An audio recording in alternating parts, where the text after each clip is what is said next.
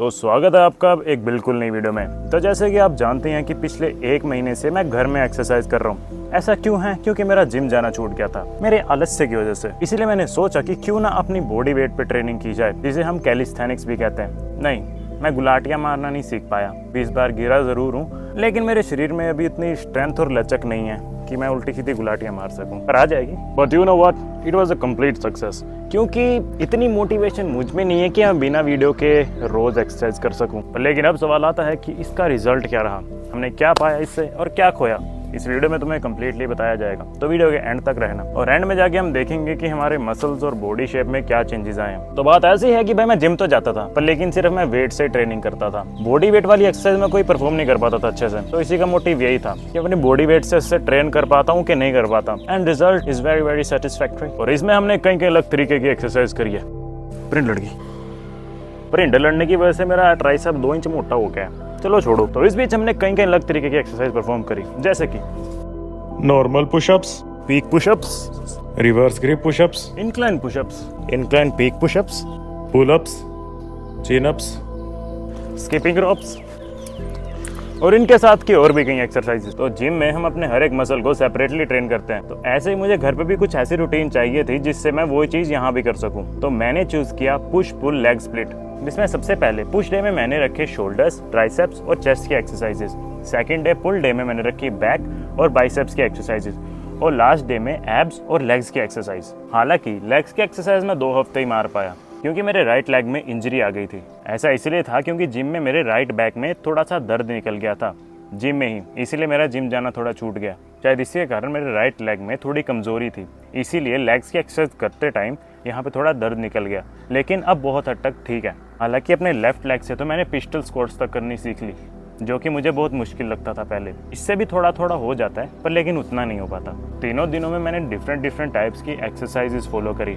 तो अब जान लेते हैं कि शुरू कहाँ से किया था और ख़त्म कहाँ किया। तो सबसे पहले बता दूं कि मैं बॉडी वेट से रिलेटेड एक्सरसाइजेस बहुत कम कर पाता था। ऐसा इसीलिए था क्योंकि मैंने कभी परफॉर्म ही नहीं की। जब से मैं जिम कर रहा हूँ मैंने वेट्स के ऊपर ही रिलाई किया है, क्योंकि अगर आप अपनी बॉडी वेट के ऊपर ट्रेन करते हो तो आपको एक बहुत स्ट्रॉन्ग कार्डियो हेल्थ चाहिए। तो इसी चीज़ को डेवलप करने के लिए मैंने घर में एक्सरसाइज करना शुरू किया, और शुरू से लेकर अब तक मैंने बहुत ग्रोथ देखी है। सबसे पहले पुशअप्स में शुरुआती तौर पे मैं एक एक्सरसाइज के सेशन में मैक्सिमम 30 पुशअप्स मार पाता था, लेकिन अब मैं 100 को टच कर चुका हूँ। इवन दो चेस्ट डे में मैं 2 से 3 टाइप के पुशअप्स मारता हूँ, जिसमें सबसे पहले तो अब मैं 100 नॉर्मल पुशअप्स मारता हूँ, 75 इंक्लाइन पुशअप्स मारता हूँ, फिर उसके बाद डायमंड पुशअप्स। और इन सबको मिला के मेरे चेस्ट डे के 200 पुशअप्स तो हो ही जाते हैं कम से कम। सबसे पहले दिन में मैं डायमंड पुशअप्स में भी बहुत स्ट्रगल कर रहा था, लेकिन अब मैं उसके भी ठीक ठाक सेट्स मार लेता हूँ। अब अगर उसके बाद बात करें पुलअप्स की, तो उसमें भी मैं शुरुआती तौर में एक बारी में सिर्फ 5 पुशअप्स मार पाता था, और वो नंबर अब 50 रेपिटेशन पे पहुंच चुके हैं। और ओवरऑल मैं एक सेशन में 50 to 60 पुलअप्स लगा लेता हूँ। Same goes with the chin ups, उसमें भी मैं एक सेशन में 50 to 60 चिनअप्स लगा लेता हूँ। अब पुशअप्स और पुलअप्स बेसिक एक्सरसाइजेज होती हैं, इसीलिए मैं इनके नंबर तुम्हें बता रहा हूँ। इनके अलावा और जितनी भी एक्सरसाइजेज थी उनमें भी एक सिग्निफिकेंट ग्रोथ देखने को मिली है। अब उसके बाद अगर एब्स की बात करें तो वो भी बहुत बढ़िया तरीके से डेवलप हुए हैं, क्योंकि मैं एब्स की हर एक एक्सरसाइज के एवरेज 30 रेपिटेशंस मार लेता हूँ। 30 मैं इसलिए कह रहा हूँ क्योंकि बीच में प्लैंक्स भी आ जाते हैं, और कुछ एक्सरसाइज ऐसी हैं जिसके मैं 60 रेपिटेशन तक मान लेता हूँ, इसलिए एवरेज 30 मान लेते हैं। अब नेक्स्ट बात करते हैं कि इसमें हमें मेंटल ग्रोथ क्या देखने को मिली। इससे पहले मैंने जब भी घर में एक्सरसाइज करने की शुरुआत की है तो एक हफ्ते में मैं 2 से 3 दिन ही रेगुलर हो पाता था, उसके बाद मेरा मोटिवेशन खत्म हो जाता था। लेकिन इस बार मैंने इनफैक्ट बारिश में भी एक्सरसाइज की है। और जिम जाना एक बहुत ही बढ़िया चीज़ है, क्योंकि वहाँ जाके तुम्हारे आसपास के जो लोग होते हैं वो सब अपनी हेल्थ पे ही ध्यान दे रहे होते हैं, मतलब अपनी फिटनेस पे एक्सरसाइज कर रहे होते हैं। तुम्हारी भी मोटिवेशन कम नहीं होती, वहाँ जाके तुम भी वही करते हो। अब जब मैं भी जिम जाया करता था तो सबसे पहले मैं अपने दोस्तों के साथ जाता था, अकेले मैं कभी जा नहीं पाता था। अगर कोई ऐसा दिन हो जाए जिस दिन किसी ने मना कर दिया तो उस दिन मेरी भी छुट्टी लग जाती थी। पर लेकिन जब से मैंने अकेले जाना शुरुआत की है तब से बहुत बढ़िया तरीके से रेगुलर जिम कर पाया हूँ। और जब से घर में एक्सरसाइज करने की शुरुआत की है तब तो मुझे मोटिवेशन की कोई ज़रूरत ही नहीं है, क्योंकि सोचो जब मेरे आसपास कोई भी एक्सरसाइज नहीं कर रहा है, मैं उस माहौल में एक्सरसाइज कर रहा हूँ, तो वो चीज़ तुम्हें मेंटली कितना ट्रेन करती है। तुम्हारी सुबह को शुरुआत करने का सबसे बढ़िया तरीका एक्सरसाइज ही है। हम सबको एटलीस्ट 20 to 30 मिनट की एक्सरसाइज तो परफॉर्म करनी ही चाहिए अपने रेगुलर डे में। इससे आप फिट भी रहेंगे और आप मोटिवेटेड भी रहेंगे, आपकी एनर्जी लेवल्स भी हाई रहेंगी और आप पूरी तरीके से एक्टिव रह पाओगे। अब अगर मसल ग्रोथ की बात करें तो अपना मैं एक ही मसल नाप रहा था, जो कि था मेरा बाइसेप, और ये 15 इंच से 16 इंच पे पहुंच गया, जो कि एक बहुत बढ़िया ग्रोथ है एक महीने के हिसाब से।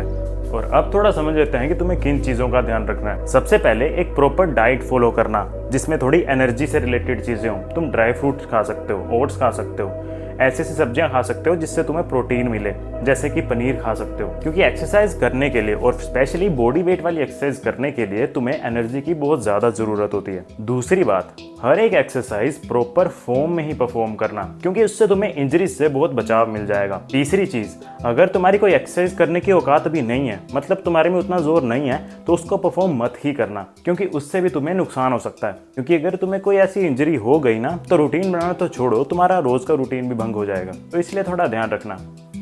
और मैं जानता हूँ तुम में से कोई घंटा नहीं कर रहा है एक्सरसाइज।